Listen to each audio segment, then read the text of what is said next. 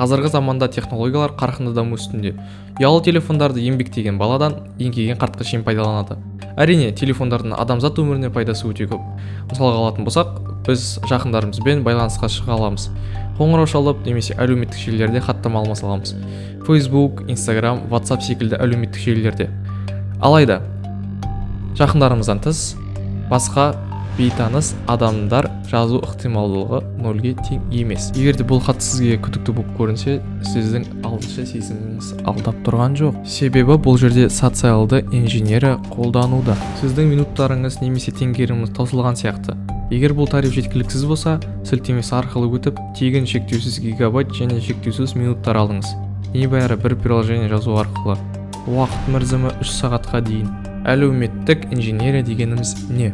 Самая большая уязвимость не в программах и не на серверах. Самые уязвимые — это люди. Ты взламываешь людей? Именно. Самый эффективный метод взлома, вершина обмана — это социальная инженерия. Человек доверчив и избегает конфликтов.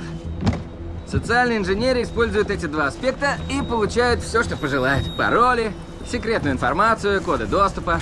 Сонда бұл хаттамаға сенген адам өзінің деректерін қауіп-қатерге соқтырады. Себебі бұл бағдарламаға жабыстырылған вирус орналасқаны анық. Егер де бұл бағдарламаны жазған кезіңізде сіздің ұялы телефоныңыз алаяқтың қолында толықтай орналасады. Бұл вирус арқылы сіздің деректеріңізді, тіпті ақшаңызды, смс-кілеріңізді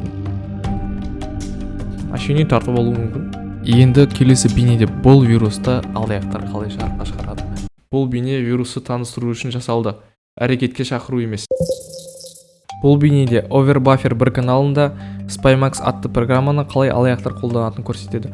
Бағдарламаны ашқан кезде прослушкаға арналған порттар жазылуы тиіс. Build APK дегеніміз сол бағдарламаны құраушы. Яғни бағдарламаны жасап, вирусты біріктіріп, соның дизайнын келтіретін ұяшық. Жоғарыда айтқандай вирусты қолдануға шақырмаймыз. Керісінше, қорғануға шақырамыз. Бұл жерде вирус тағайындалды, вирусты телефонына енгізіп жатыр.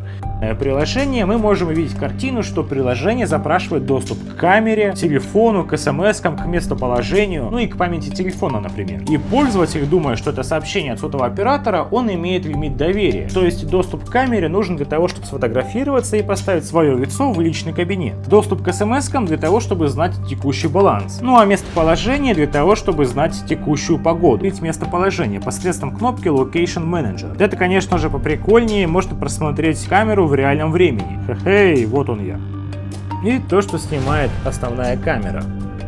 Shell терминал — это такой же терминал, как в Linux. Если переписать команду ls, то здесь мы можем увидеть весь список папок. Information — это общая информация об устройстве. И вот прикольная вещь под названием микрофон. То есть то, что я сейчас буду говорить в этот микрофон, будет отображено на этом ноутбуке.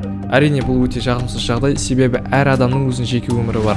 Егерде сол жеке өмірге біреу араласқанда, ол заң бұзушылық болып саналады. Осындай жағдайдан құтылу үшін біз тек бір-ақ нәрсе ғана істей аламыз. Бұл осы жолды алдын алу.